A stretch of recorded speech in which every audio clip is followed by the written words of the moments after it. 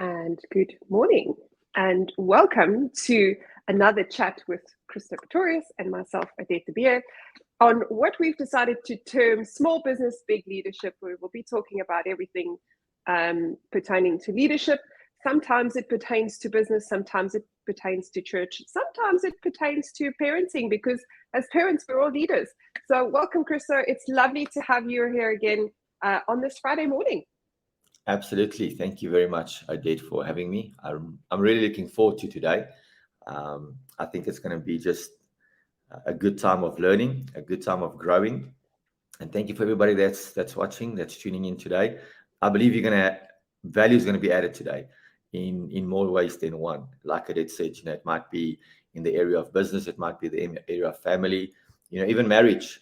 I think as a husband, as a wife, as having a partner, that there's a great place to lead. It's within the home and leading the kids. So definitely looking forward to today. Awesome. So if you are watching us live, in the comment section, wherever you're watching us from, let us know where you're watching us from. We'd like to hear from you. If you're watching the replay, then just leave a little comment for us, #replay. And if you've got any questions, hit us, send them in. If you're sending them in live, we'd love to answer them, obviously. But if you're sending them on the replay, you can still send them. We will monitor the comments and then we will respond to them and let you know our thoughts, because obviously they are just our thoughts and everyone's open to have their own opinion. So Krista and I were having a chat over the past couple of days and also just before this session. And one of the things we were talking about actually is slowing down to speed up. Krista, don't you want to just tell us about what that is? Like, it's counterintuitive. Why should we? Definitely. In today's life, things are so busy. People are running at the speed of, well, we used to say the speed of light, but I think it's even faster that people are running. Business is changing, things are changing. Every day there's like new apps that's available, and everything is there to make your life easier and better. And sometimes, it's not the case. I learned this principle many years ago, and it was even when we spoke earlier, and you were alluding to it, is that, I've also learned the principle about slowing down to speed up. But my setting was a little bit different. It wasn't business. It wasn't in the area of ministry. It started out on the rugby field. As a 14-year-old, I was playing fly half, and it was my responsibility to pass the ball to the rest of the team. And in the process of getting it to the wing for him to score a try, to get it there quick, we would knock the ball, or we would pass it forward, or it would be a terrible pass that our teammate couldn't catch. And our coach would always come to me and he would say, "Chris, go a little slower to go a little faster." And in the beginning, I didn't understand it, because you were just telling me to go fast, we need to make this deadline. We got to get the product out. And now you're telling me to take your time. And then as he explained it to me, it's not so much about slowing down everything in the process. It's just that aspect of, when you get the ball, make sure you are in control of it. And make sure when you release it and pass the ball, you give it to a person in a better position than what you received. And so, yes, I broke it down a little bit. It happens a lot quicker in the execution of catching and passing. But I think it's that thought back. So maybe for the people out there is that, where do I start by slowing down? Because you can't go into the office today or tomorrow or Monday and say, all right, great, we're going to slow everything down. So production used to take us, 3 days from concept to, getting the product out there and manufacturing it. Now we're going to do it in a week. That's not what we're saying. I would encourage you, start just by the thinking process of it. It's like, all right, am I in control of what I need to do? And am I putting the next person in a better position than what we started out with?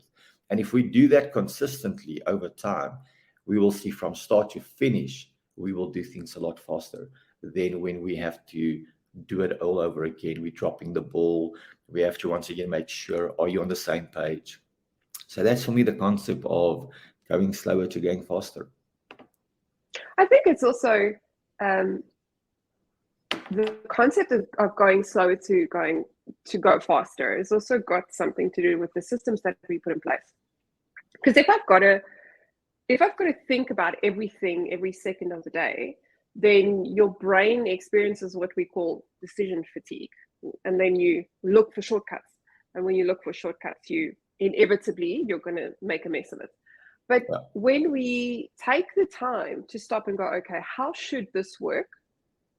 Write it down, create our system, and then test the system, and then implement it. We've slowed down for a short amount of time.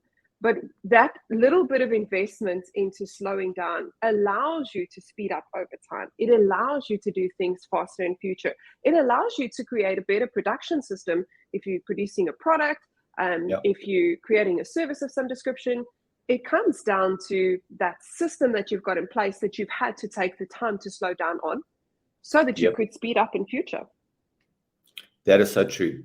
That is so true. I like the way that you're breaking it down.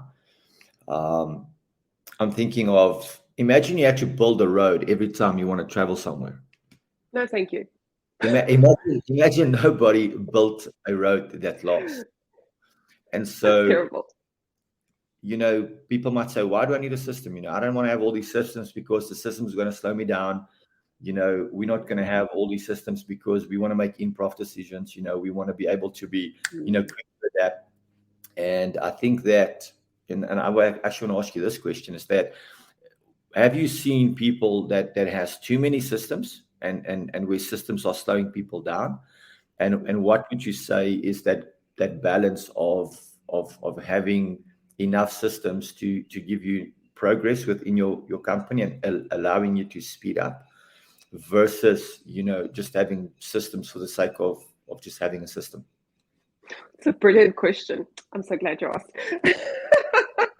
So it turns out I may or may not have released an article yesterday around that particular subject. When it comes to systems, I may not have read it yesterday. Well, maybe that's a good thing. We'll see. When it comes to rules, I'm a rule lover. I really am. I enjoy rules. It gives us structure. It creates security. It in business helps you replicate your results. With kids, it gives them boundaries within which to operate. So systems and rules are all really, really good. However, in my post yesterday, I was referring to the old lady that used to cut off the roast top and bottom because actually turns out it didn't fit in the oven. But for 3 generations, they used to do that because that's how they taught me.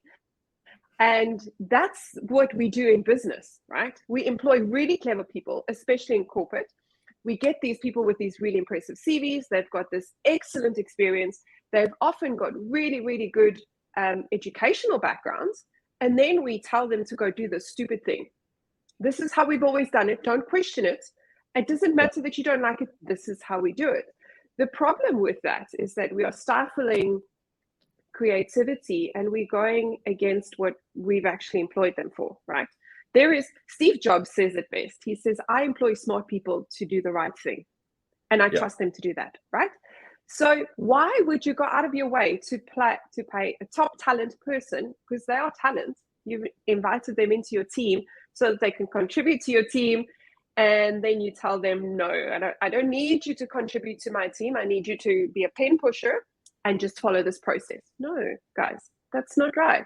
So the best way around that is there's got to be a happy medium. And it's not coincidence that we start our 3-day conference with strategy, because we want people to be busy, of course, but we want them to be busy on the right things. If we have taken the time to understand and create clarity around where we're going and how we will get there, then we give people a framework within which to work. So our systems need to enable us to achieve our goals, because otherwise it's just a system for the sake of it. And like you've rightfully said, then we start regimenting things and it almost become a religious thing which stifles creativity. We don't want that. We want to empower people. But the question then becomes, how do you empower people?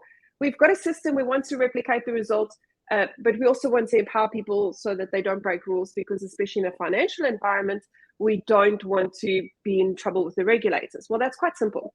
We, in our system, create a base of operations. So it's like the road, right? When you're driving on the road, there's a line, the yellow line, which is the emergency lane. And then there's the either white line that's dotted or it's solid. And depending on what kind of line it is, you know that you can either pass or you can't. That's the purpose of those two lines. And it's the same with our operating procedures. There are some things, especially in a financial space, that are non-negotiable. The line becomes a solid white line.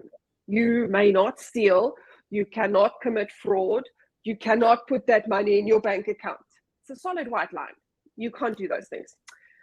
In insurance, however, sometimes you need to bend the rules a little bit. So there's a family that's stuck somewhere and they need a rental car and they need money for it right now. We can't get them a rental car, but we can get them, for example, a cash card, and we can send them a code and they can use that immediately. It's not exactly in the standard operating procedures, but in this particular instance, it's the best thing for the customer and that will result in a good business outcome. Okay, then we should do it. So it really comes down to being clear about the value system and the character of the business, especially for small businesses. What do I mean by that? In my business and with my clients, I encourage them to live the value of generosity. So we are in a world where people are saying, I'm not doing that unless you pay me for it. And that's normal, right? Everyone goes, it's not my job description. Yep. Or, that's out of the scope of what I can do. For me, if it's within my purview and if it's something that I'm able to do really well and it's going to add value to the relationship in the long term or to the client right now, I would do it, even though it's not what I'm being paid to do. Because I live the value of being generous. That's what I believe. Because if we don't live the value of generosity, then we assume that there's not enough in the world. Yeah. Scarcity mindset versus growth mindset. There is enough in the world. In fact, there's currently more money in the world than ever has been in the history of time. So we can afford to be a little bit more generous. We can afford to share our resources. We can afford to share our expertise. It's not going to make you broke. And actually, seed you sow will produce a harvest at some point. So, those are the things. So coming back to the question about how do we then empower smart people to be creative, is you tell them what the boundaries are. You tell them, here's the emergency lane. These are the things we do in the emergency lane. And here's the solid line. Do not steal. Do not put the money in your bank account. No, you absolutely cannot sell that information. It belongs to a customer. But in these instances, I want you to use these things. So for example, Disney empowers their team to create happiness. And the way in which they do that is every single person that works on a Disney resort gets a daily allowance that they can use to create magic for a customer. And whatever that customer needs, they are empowered to go and do. Now, obviously, there are boundaries. If the customer goes, to make me happy, I need you to give me a bottle of alcohol, they are less likely to do that because it's a family business. It's a family resort. So that's the white line. Versus the teddy bear got left behind. I actually read a story where a family went to the Disney resort and the little girl forgot her teddy bear at the resort and they went home and she was terribly upset because her teddy bear was left behind.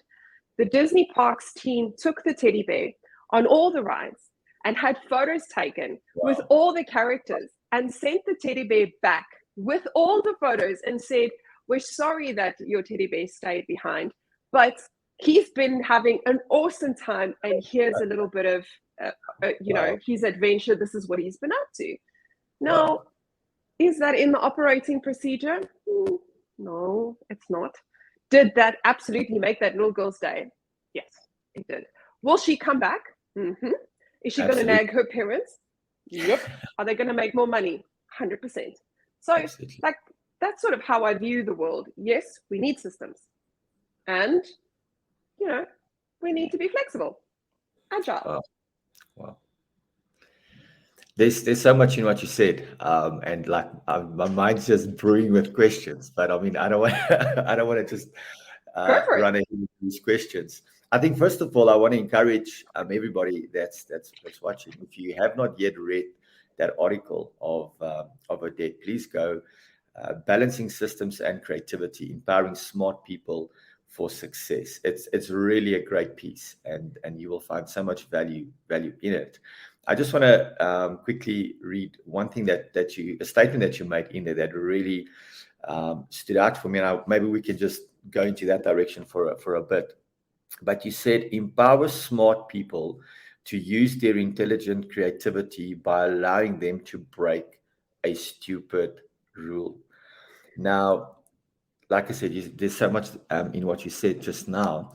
So there's a couple of things that I want us to maybe go back to is, how do we empower these people that can use their abilities that we've employed them for? So how do we empower them? And then, like, maybe what is the process to identify what is a stupid rule?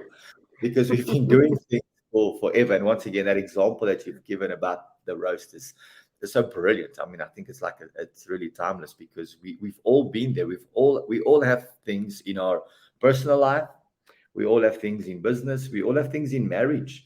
We all have things in an exercise program that is that stupid rule. And we all just do it. Nobody really knows why, but we all just do it. So how do we empower those people that we have employed? And like, how do we identify what a stupid rule is? So it's just my perspective, right?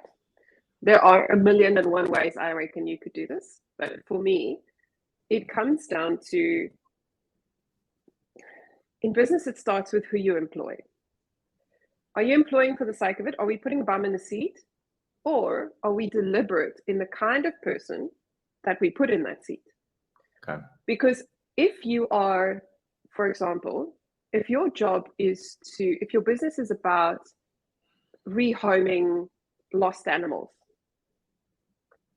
you probably don't want to employ somebody who hates animals. But this person that hates animals happens to be available immediately. Now, you've got to play that out in your head. If the person really dislikes animals, I can imagine that every single day, with the dogs barking and the cats meowing and we've got chooks running around, I'm sure the chooks are probably an issue too. Like, that's going to be a problem for that person. So the chances are they are going to complain about things that are either irrelevant or that don't matter in that particular setting, versus when you employ someone who's passionate about animals and they really care about the well-being of the animals and rehoming them to places where they'll be loved and taken care of. If that person carries your DNA, and DNA plays a big role in business, family, who we are, how we show up. If that person carries that DNA, chances are that their passion for the animals will help them identify things that don't work. And then you have to put a structure around it, because we can't have people running rogue. This is not Russian roulette. My structure that I like to put in place is daily stand-ups, speed checks, daily huddles, whatever you want to call them, a powwow. I don't care what you call them. But a 10, 15-minute meeting every single day where we talk about what happened yesterday. Are there any roadblocks? Did anything not work? Because leaders often think they have the answer, but actually your job's not to have the answer. Your job is to empower your team and to help them move roadblocks.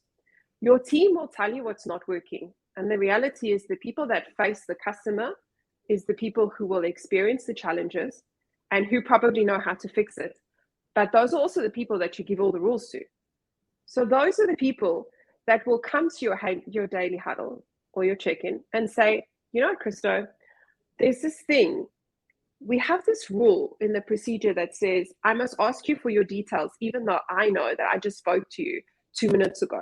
Like, surely that doesn't make sense.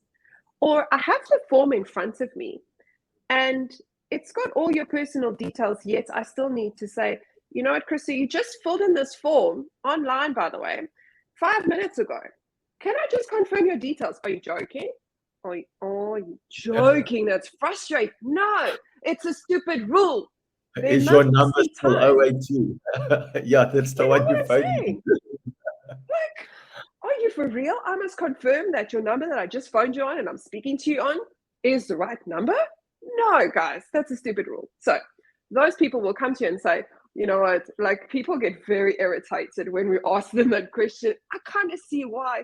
Can we maybe adjust that rule? So that's how we would empower them. As to how do we identify stupid rules? Well, it's simple. Your customer is going to say to you, so can you explain to me why I have to fill in 10 forms every single time I've got to ask you a question or I've got to come to the bank? Banks used to do this a lot, actually. Every time you want to apply for something, they would say, well, here's the forms, fill it in with all your personal details. And I'm kind of going, why? You've got my personal details. You know where I get my salary. You know when I get my salary. You know how much my salary is. You have my contact details. You have my cell phone number. You have my email address. Why do I have to give you those things again? If, by the way, I'm logged online on my personal profile, which only I can access.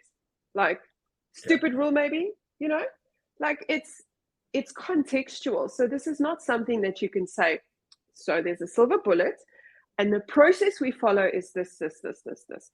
It comes by being involved in your business and in your customers' lives.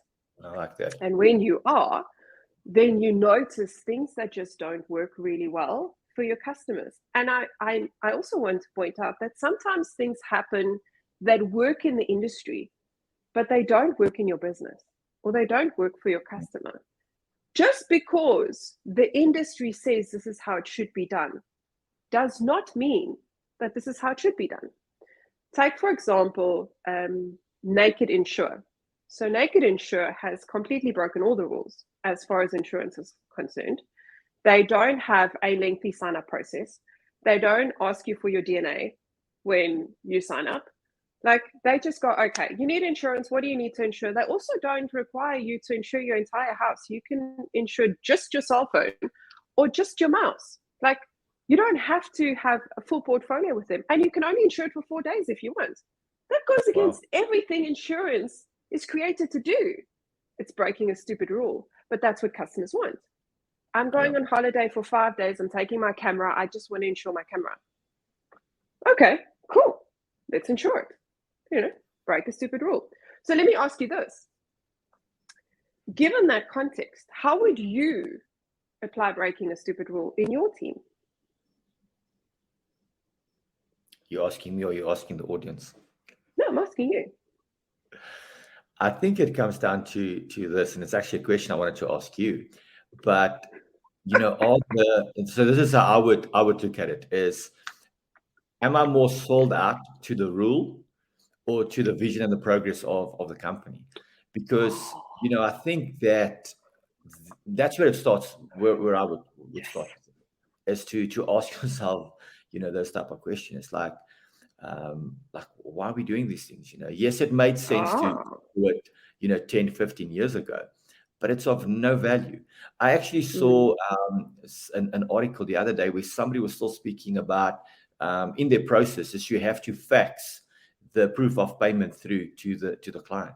They've never changed it. They never really looked at it. I mean, does anybody even on this call know what a fax is? So I think it comes down to first of all identifying that is to realize what is the reason. And when you spoke about, once again going back to the roast example, is the lady actually realized this is just silly, and she started going to every single person, get to the bottom of the reason. And I'm big on this. What's the purpose of doing certain things? What's the reason why we're doing it? Because if we can understand the reason, then it would eliminate so many steps, and we can literally just cut that rule and go towards the progress for us. So I think that's where it starts for me. Absolutely. A lot of people are sold out to things that we should no longer be sold out to. The vision and I like what these great entrepreneurs all have in common is that they have a vision of satisfying customers' needs, and that's all they focus on. If you look at Steve Jobs, their main thing was just they want to think differently in everything that they do. If you look at Jeff Bezos, their focus is the client. Their focus is that they want to have happy customers, and everything is in line with that. You spoke about Disney earlier. I read a book on how Disney actually trained their employees. Everything is about those people that are coming through the doors, that are coming to the park. And so when you tell that story about the teddy bear, I mean, that is, you could even have told the story without mentioning the name of the company, and I would probably have And you'd know. realized, because they are so focused upon the people. That they got an interesting concept is they speak about on stage and off stage. On stage and off stage. Everything within their organization is about that concept, is that what are we doing on stage? It's a production, it's there for the people. And what are we doing off stage? Off stage is behind the scenes. Nobody sees that. That's where we, get ready to go on stage.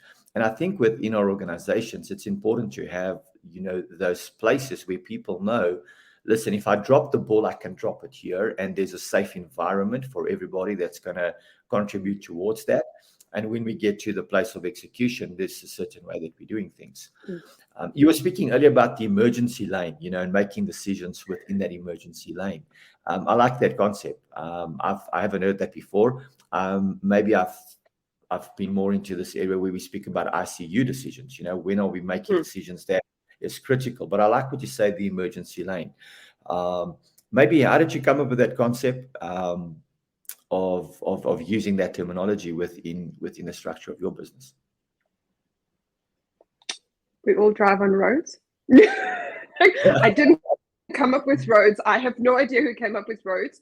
I just know, especially in South Africa, road rules are guidelines, right? I know that's not what Metro Police wants to hear. But in general, in South Africa, when there's a law pertaining to the road, it's more of a guideline, especially if you drive a taxi. In Australia, the rules are the rules, 100%. And if you break those rules, they have huge consequences. So here, dotted lines, yes. Solid lines, no. And emergency lane only for emergency. So I didn't come up with a concept, somebody else did. And I just feel like that's kind of how I steer. The same goes for my clients. We create boundaries because that's how it works. Even for my kids, actually, there are boundaries that are absolutely non-negotiable. And there are boundaries that are, we can be agile around those. And as much as I like to be completely black and white and there's no gray in between, the reality is there's tons of gray. And how I would operate in a normal situation versus how I would operate in an emergency situation is not the same thing. And sometimes the two may seem completely contradictory, but the reality is each of them have their merits. And we have to get to the point where we are comfortable in playing in the gray and going, but this is not normal. These are not normal circumstances. And given this is not a normal circumstance, we need to do these things, or we need to do things differently. Wow. Situational leadership. That's right. That is so true. What you're saying is that just because we bent the rule, or we had to go the extra mile for this person because it's an emergency, doesn't mean it becomes the standard operating procedure going forward. We went to the emergency, we went to the scene, but now we're back to the way we do things. So it's like there's a way we do things when it's in certain situations. I like that. That's a thought I'm gonna delve into a little bit more. Situational leadership. I think it really comes down, and I've said it before, it comes down to the DNA of the organization, because the way your organization operates in an emergency situation versus the way another organization operates in an emergency situation is not the same. Patrick Lencioni in The Advantage talks about the culture of the organization and how it basically boils down to strategy. Culture eats strategy for breakfast every day of the week. And I buy that. It took me a while as a professional to buy into that, because I like rules. Come on, who doesn't? But the reality is the rules have their place, and they provide us with direction and they keep us safe. Mm. But if within those rules we've got a nasty culture, then even the rules won't keep you safe. It comes down to the people we bring on board and the people we choose to partner with. I am, in my own business, very particular about who I partner with. With my clients, my number one rule is you've got to make sure that your values align to their values before you do anything. And in addition to the value alignment, there must be something that connects to where we're going with this, because it could be a great opportunity, 100%, but the wrong thing, because actually where we want to go is not there. We wanted to go there. And if we don't have that clarity around where we're going, why are we doing this? My first question is always, why are you doing this? What is your purpose in your business? And please don't tell me it is to make money. That is a terrible purpose. But why do you exist? And then once you know why you exist, how do we get there? How do we behave to get there? For some organizations, getting there means showing up with a suit and a tie and speaking very formal English and keeping to the rules, and that's fine for a legal organization. But for some organizations, it's pitching up with tackies and, you know, I've just brushed my hair, I just dropped off the kids and I'm in my sweats. It's all good. But that's the DNA of the organization. That's how we achieve our goal. And if we don't have that alignment and we connect with, can you imagine, like soccer mom meets private banker, and the two of them are now going to go and create, I don't know, this family-oriented business. It's not going to work. It's not. And we've got to be clear about how we put those things together. And there isn't a right and wrong. There really isn't. It is about what is your DNA versus what is the DNA that you're bringing in. And when your DNA is aligned, you create a team and you create a culture where everyone is on the same page, and we hold ourselves and our teams accountable, and we make sure that we empower our people. You said something yesterday. Sorry, guys, you weren't part of the conversation. It is what it is. There are other conversations. But you said something. You said, hold the leaders accountable and love the people. And that for me was like, oh my word, yes, 100%. Because we're scared of holding leaders accountable, but we forget that as leaders, you get paid the big bucks. You've got to put on your big boy pants and you've got to take a hiding sometimes. And that is what it is. But you can never allow that to spill down to the people. You've got to love them, because ultimately our businesses become an extension of our family. It's really hard unless you're I don't want to say psycho, but unless you're not entirely put together, you can't draw clear distinctions between business and personal life. You can keep them separate, but who you are at work is going to spill over to who you are at home. It is, and vice versa. So we've got to be clear about, you know, who we are and how we show up, and then holding people accountable. It's so true. I'm thinking about two situations. One was maybe about 2 or 3 weeks ago. I don't know if you saw this, where they had the CEO of TikTok that was testifying. They had him in front of the US Congress, and they were just asking them all these questions.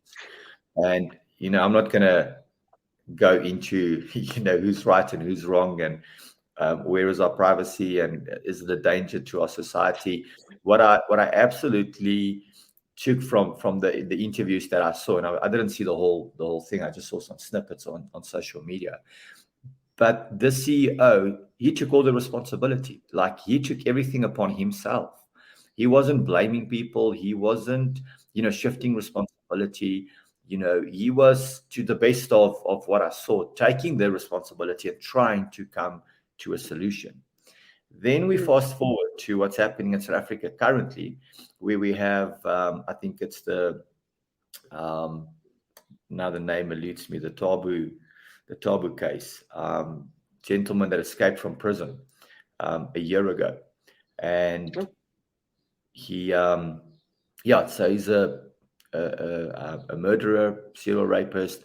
He escaped from prison, and only a year later, they like sort of realized, listen, this guy's actually out. He staged everything. They had a body that was burnt in his cell, and people thought it was him that died, and it wasn't him, and whatever the case might be.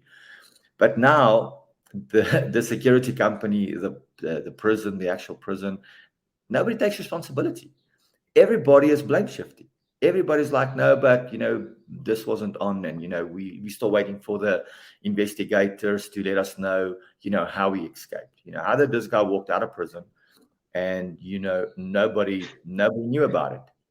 And if I just look at the two scenarios, in the one section, the CEO takes all the responsibility.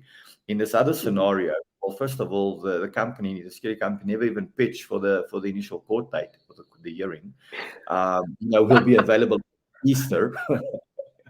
Then, and once again, please, I'm only seeing these things in snippets. I'm Yeah. not seeing the entire picture, so I'm not giving an actual Account. view on this. I'm simply just bringing these perspectives from what I've seen. Is that even the questions that was asked yesterday to the legal team of this company, they don't even have the full perspective of what happened in the case, and they can't even answer the questions. And so even this lady was saying, hey, it's not your fault, go back and ask them to send the right people that can answer the questions. The point I want to make is that I've seen it in these two cases so clear, the difference between people that take responsibility and people that just want to shift that responsibility and dump it upon the members, upon the workers. I believe as business owners, we as the leaders have to take the responsibility.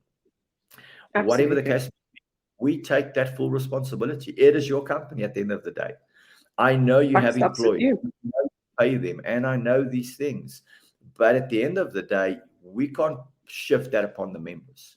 We want to hold the members accountable, but we don't even take responsibility of those things. And, not getting into, the details of the conversation we had, because I don't think it's ideal for this time and this platform on what we're speaking. But the concept that we take from there is leaders in our society are not, my opinion, are not taking responsibility.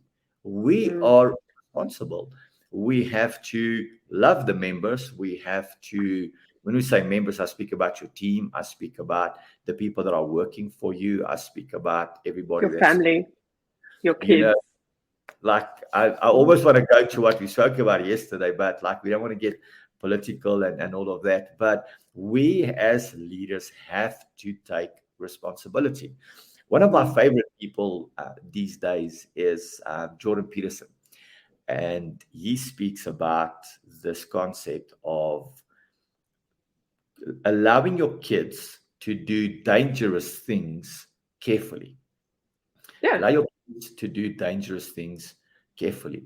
And he speaks about this aspect where in society we want to block people of doing things because it might hurt them, it's dangerous.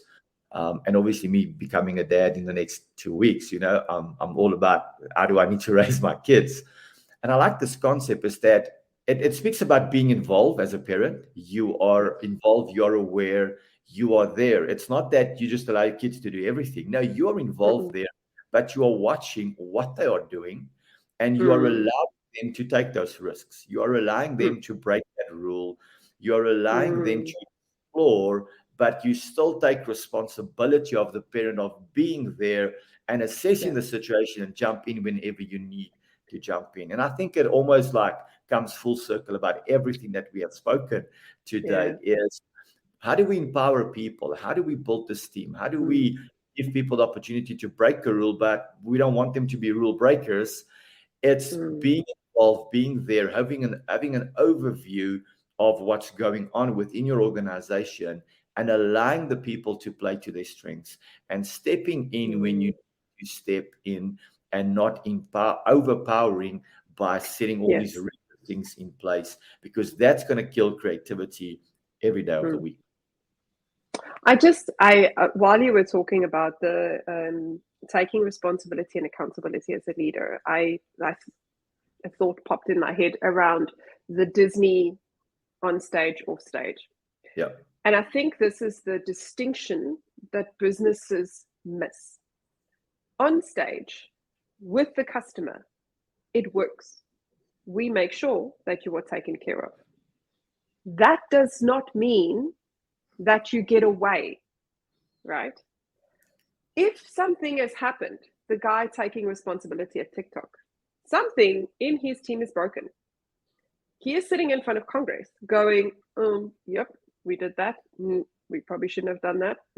Yeah, that's no good. We are sorry. We're going to fix it, right? I assure you that when he gets back to the office, there is a firm conversation around who did what, when, where, and why, and somebody's going to pay for it, right? There is going to be something's happening. But he still took responsibility, and Disney does the same.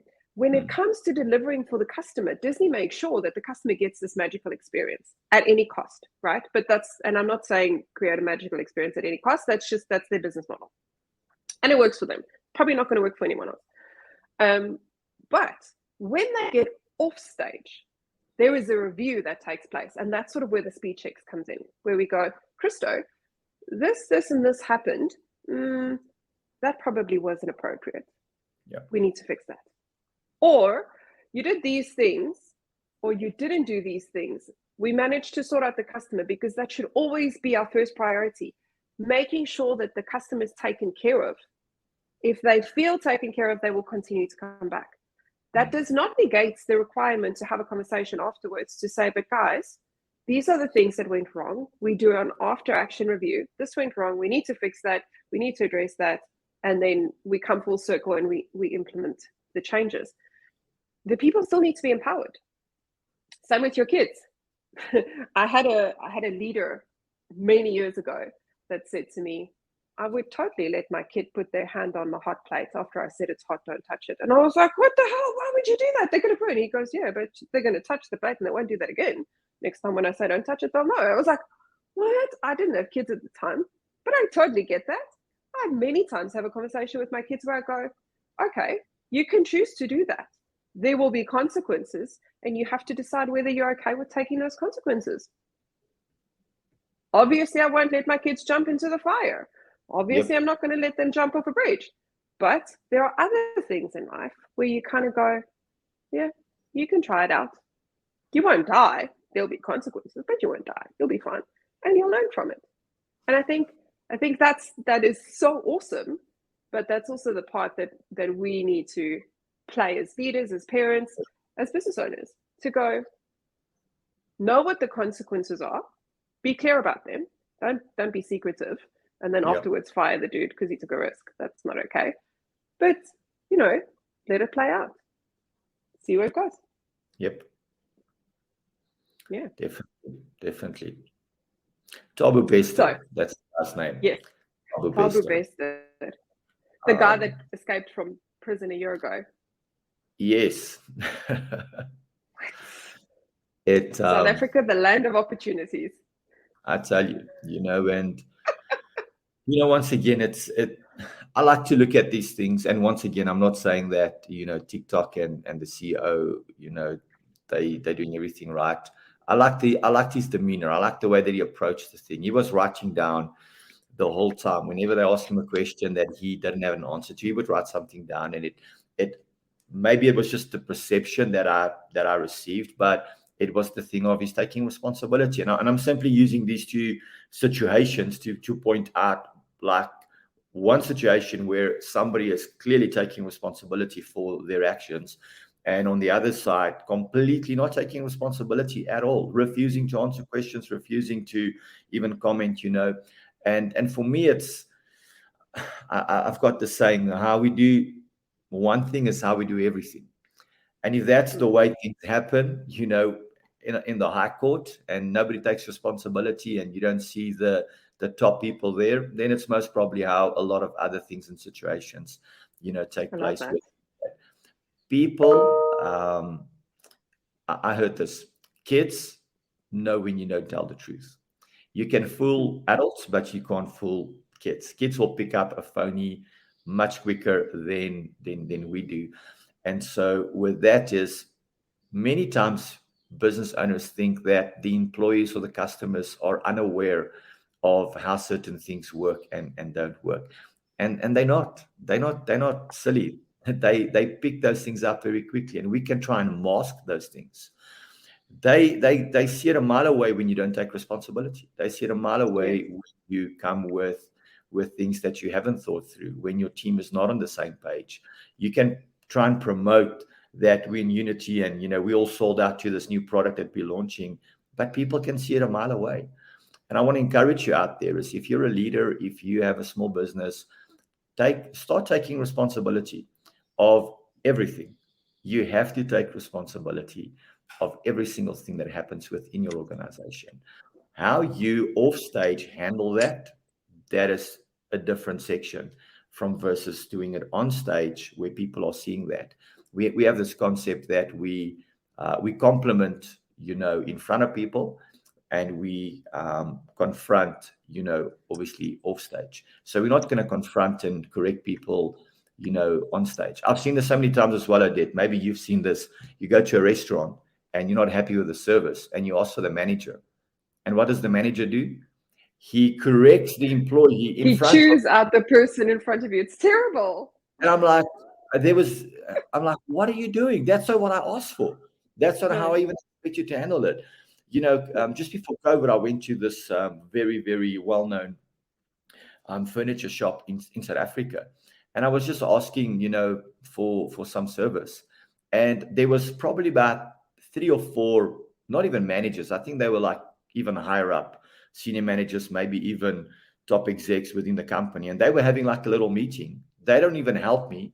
They're shouting to one of the employees that's actually on the floor, that's busy repacking stock. They take him out in front of me because he's not supposedly doing what they expected him to do. Yet there are 3 or 4 of them standing right in the shop that can't help me. And they blame the poor old guy that's trying to do, his best. And I mean, the guy handled it so well, and he just smiled and came to me and said, "What can I help you with?"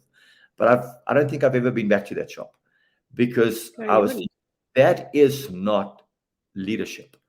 That is not how you enforce your power and showing me, the customer, that, hey, you're important and we're going to take care of our employees and make sure that they treat you better. How you do one thing is how you do everything. And I realized that this is why this shop is empty. This is why I don't see any other customers here, because that is the culture that you display. I love that. On that bombshell, how you do one thing is how you do everything. I'm putting that in the comments. That is very true. And I want to encourage business owners all over. How you do one thing is how you do everything. Let that just sink in for a bit, and then go see how you speak to your people. Fantastic.